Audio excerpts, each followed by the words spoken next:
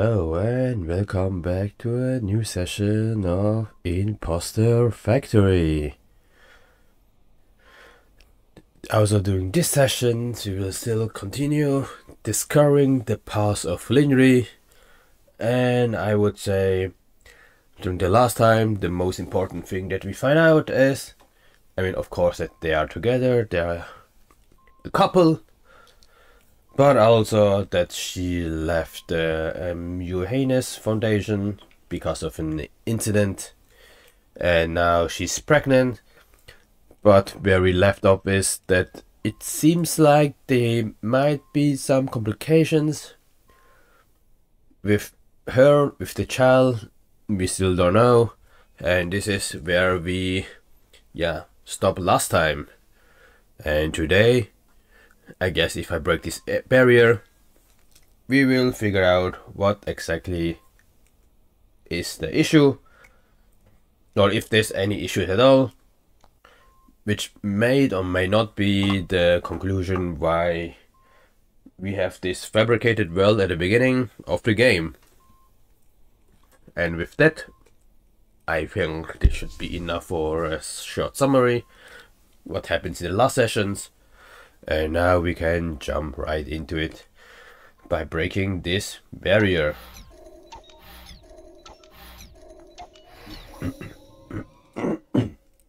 Since we can't really interact with the people here, we will just go forward.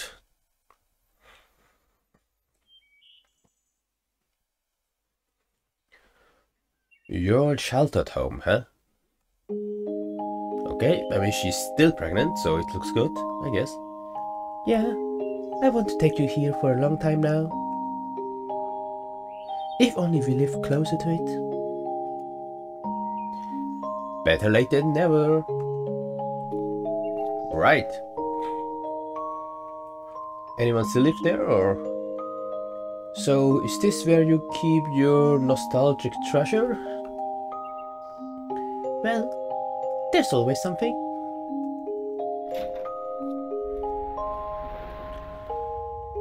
Okay. So I guess we can go into their home. Besides that, it's nothing. Yes, this is the only thing I can interact. Door. So let me do this. Yeah, just walk on the flower. It's fine. No, I'm actually walking past the flower, so this is really fine. And they go through this door, so I will go through the other door, as you already know.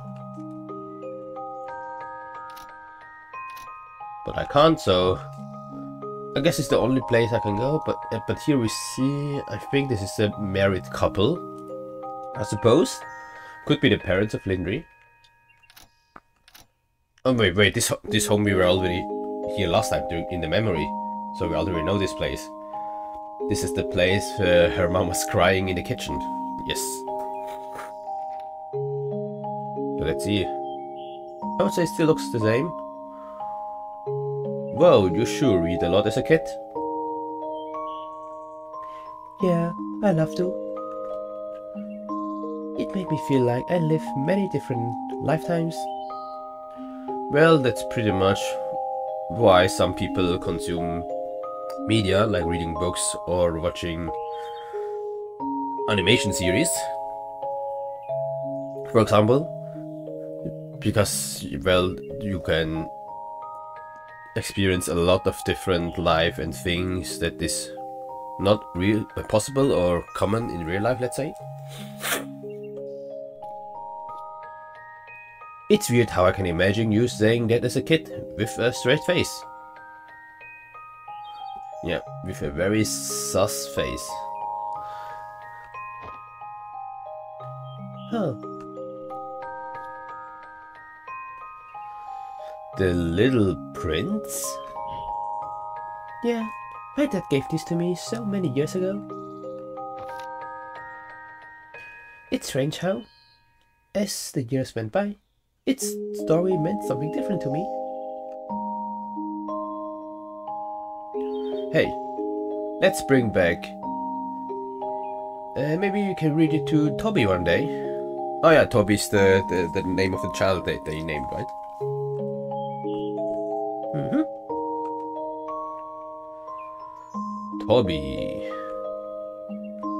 Does he rings a bell or what?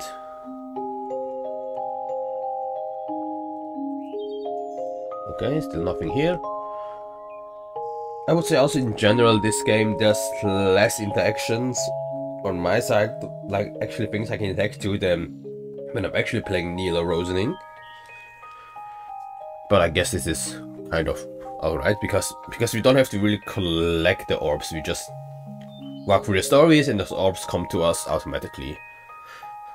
So this is even a more walking simulator than the other two.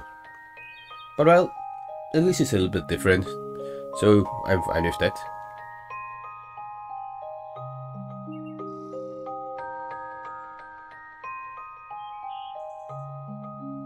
So let's just go, I would say. All the things are through this tunnel, which is... I don't know if I like this or not. Because it feels like we are not experiencing the memory. I mean, in a sense we are not living the memory as visual movies, that I say. But we're just skipping from snippets to snippets. Which is kind of what, I mean, also the other two games are doing. Because you're also jumping from one place to one place. But usually if we jump then it's because it's a different time period. But here we jump because we just want to see a lot of different places of the same time period. So I guess there are some pros and cons. Pros is obviously we see more of one time period instead of just one scene. But the second is then we have this kind of very, I would say, ugly transition from one place to another. Through this tunnel with nothing then black. But yeah, anyway. Oh, they're preparing the baby room. So they are not really complication, I guess. Linry? Yeah, I'm okay. I'm just... Ooh, fuck. Oh no. Oh no, no, no, no, no, no, no. Man. I mean, to be honest, if I play this series, then of course I'm mentally prepared for, let's say, some sadness to happen, but I mean, every time it's I don't know, it's thrown me so overboard. Even though I think I'm prepared, but then when it actually comes, then I'm not. Yeah, there's still something with her. I mean, we already know that she has some medical conditions, but she never told us what it is, right? Through the whole game. This is probably one of the things that we will discover at the end of the game, or toward the end of the game. But I mean, they purposely not telling us what she has throughout the game. Yeah, to make it excited, I guess. But yeah, let's go to the next door. Maybe now we will see what exactly is her condition. Maybe we will go to the doctor again. So yeah, let's do the time skip. As you can see here on the icon with the clock, this is a time skip. Oh man.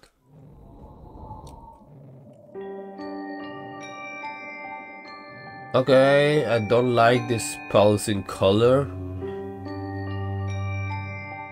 Like, this gives me the feeling that something is really wrong. And also this very long corridor. Of course it's the ambulance. Now it feels like flashback to her kid's face. And I guess the lights are the ambulance light. Which makes sense, I guess. But yeah, let's see what she has.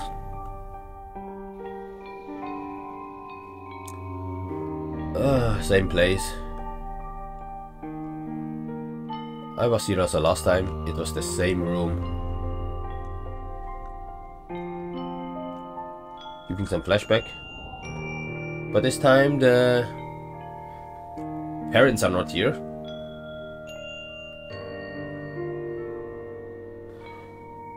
But still it's the same room.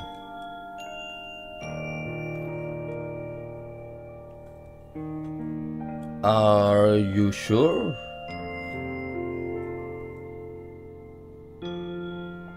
I'm afraid so. We have run multiple scans. I don't know how to voice the doctor. The development is acute and it seems to be worsening rapidly. Why now of all times? And the baby? The baby appears to be fine, but...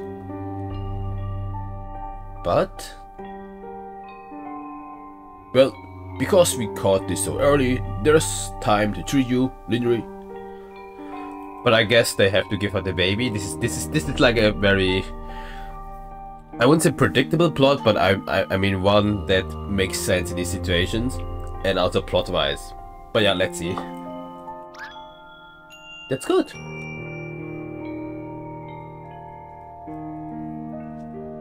It's not certain, but the prognosis is decent if we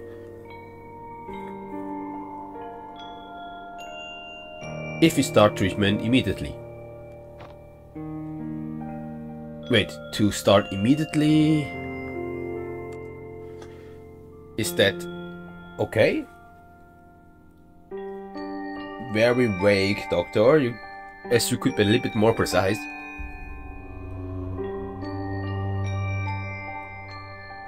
Yeah, this is what I was thinking. For a baby? Unfortunately, no. I don't know, should I voice as a female character or a male character? I will just stick with male, because this is less tiring for my throat. We would need to prematurely induce birth before starting treatment. Like, in how many weeks are there right now? Induce birth? But it's too early. I know. We have facilities to try to keep the baby alive in that case, but... yeah. A birth this early is often not without lasting complications. Yeah, alright. I said, this is what I was thinking when she fell during her pregnancy in the last scene. That this is probably something that happens. I mean, she mentioned at the very beginning that she's a ticking time bomb, and I guess in this case it just happened at a very inconvenient time, huh? Yeah, but let's see. And if we hold my treatment until he's ready?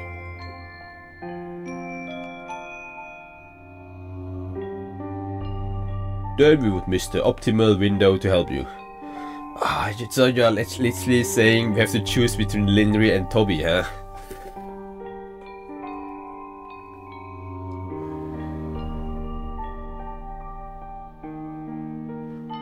There should be time for the baby to continue development uninterrupted, but for you...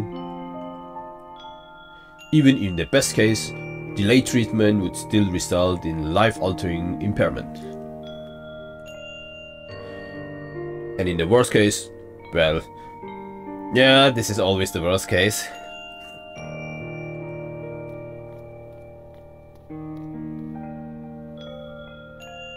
Doctor, we need you in room 5. I'll give you two a moment to think about it. Well, this is tough, man. I know it's difficult, but given its nature, you need to make a decision promptly. Yeah, I understand. But this is...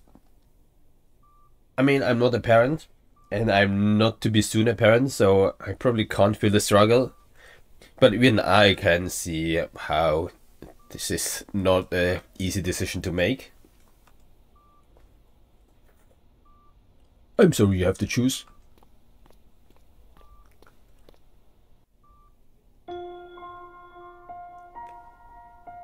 What were we even thinking? How did I ever think this would be a good idea? I mean,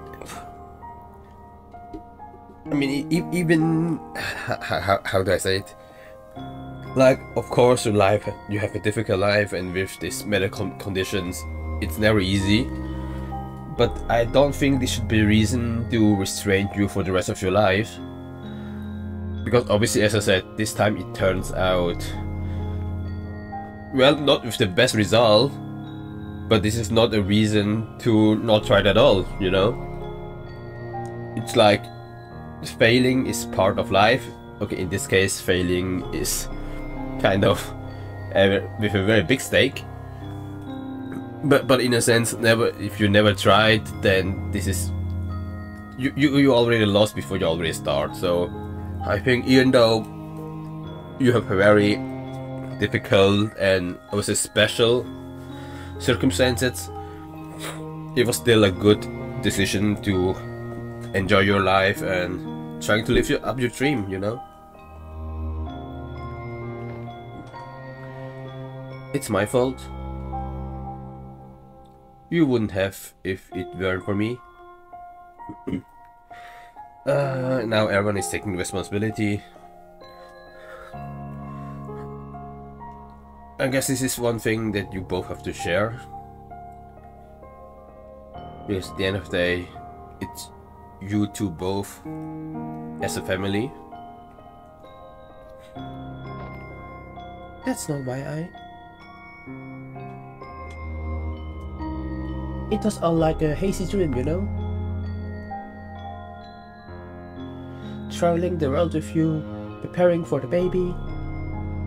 Yeah, for example, the traveling, this is, I would say, still worth it. I mean, even with all this chaos. This past year, it was also normal. I just didn't want to wake up. Is this why you created the fake world?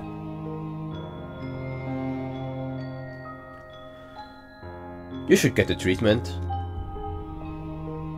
What?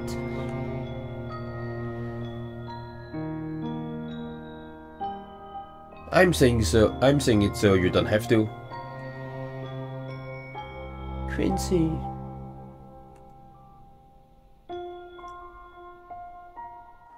I will do my best to take care of him regardless. But you... It's the only way that you will ever be able to. Right, because...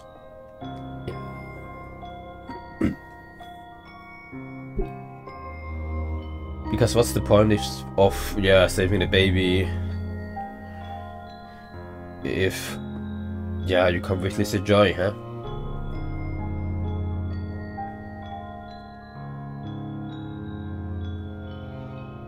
That's not fair to him.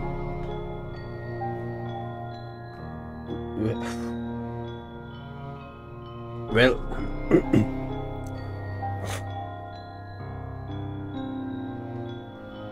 yeah.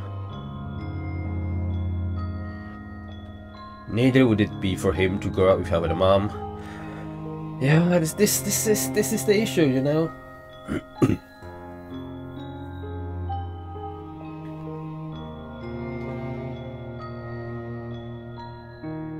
That's something we should have thought of way before. We made a mistake, okay? Is this really a mistake? As I said, you shouldn't limit yourself just because of some hurdles. I made a mistake. We can't change the past, but we can still decide from this point on. Quince.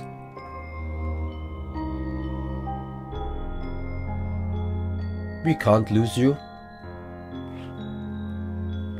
Yeah, I would have probably decided the same, but it wouldn't be an easy decision. Not at all. But you can see already here what speaks for and against it.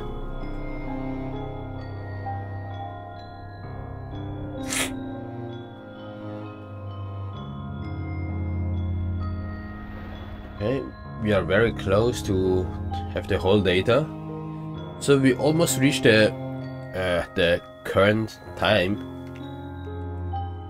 like the one where I am me and not the past me. Yeah, okay. So now we see what was the issue. I mean, we still don't know what is exactly her condition. Like, I mean, we know she has some medical condition, but we don't know the name or what exactly it is. I mean, she knows, but we as a player doesn't. And yeah. And Quincy choose Linry over the baby. Okay, now this sounds harsh. In a sense, she put her first. And yeah. And try to get the best out of it regardless of the outcome. But Linry is still unsure, which I totally understand. Because, well, it is... I mean, for Linry, obviously, it was kind of her dream to have a family. And I feel like, even though she can't do anything regardless of her conditions, she still feels responsible for what happens. And as she said, it's not fair for him. I understand this feeling, because it's about her conditions that lead to this situation.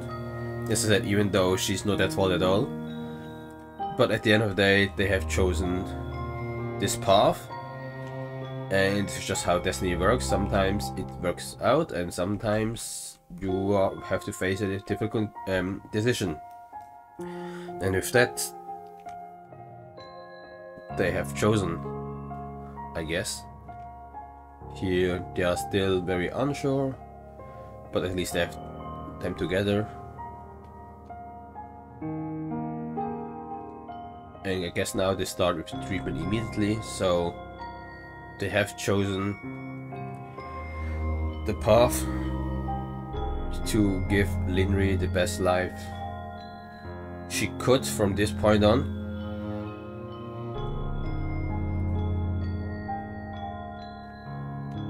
And the treatment will start.